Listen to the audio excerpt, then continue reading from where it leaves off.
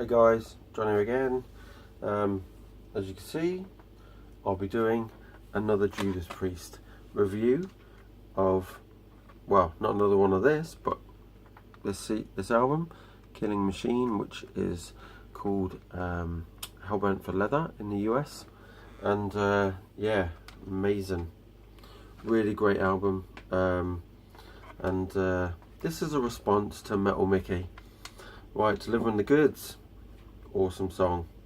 I'm going to give that a 8.75 out of 10. Rock Forever, 7.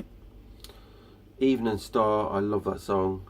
I've actually got it on clear vinyl. I only give that an 8 out of 10. That's great song. Hellbent for Leather, obviously, is going to be a 9.75. Take on the World, a 6. Burning Up, I love that guitar riff and the slowness of it, and it just builds and reminds me of Fever. And then the Green Manalishi, obviously Fleetwood Mac song. Judas Priest own that song, even though they don't own it in the other respect. They own it. They put life into that song. That everybody that listens to that song thinks it's their song. It is just, you know, it's an amazing song.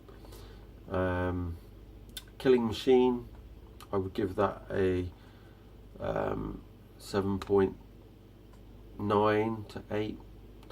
Running Wild is awesome. I would put that at 9. Before the Dawn is a beautiful song. I'd give that 10 out of 10.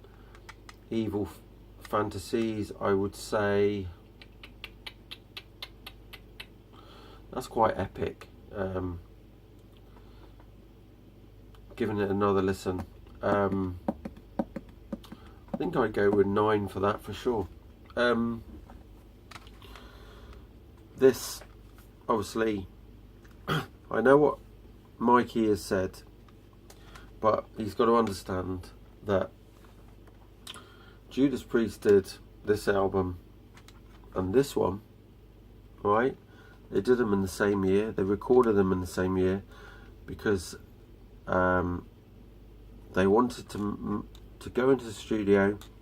They wanted to do 2 albums worth, and then once these were released, once they finished them, then they went and toured, just so everything was, otherwise wouldn't have had 2 albums that year. And I was watching a video, an interview where they said that they were they couldn't use Roger Glover again after Sin because he was booked up.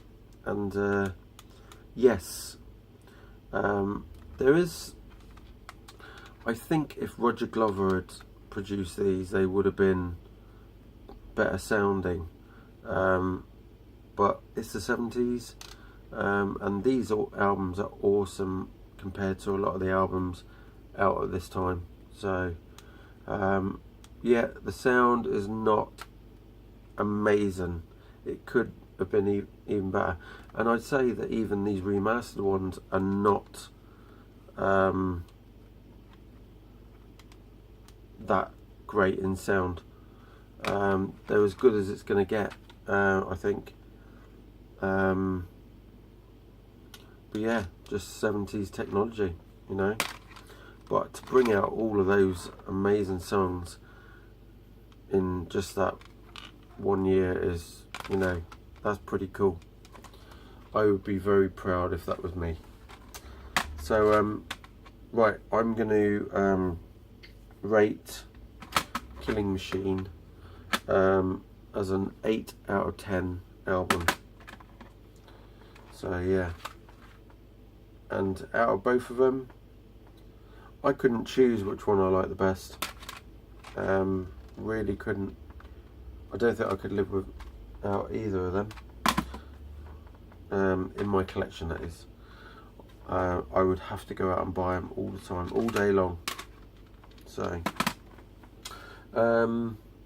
yeah, so that's that review of Killing Machine, and I think the next one I'm going to do is going to be maybe British Steel. Let's see. Cheers.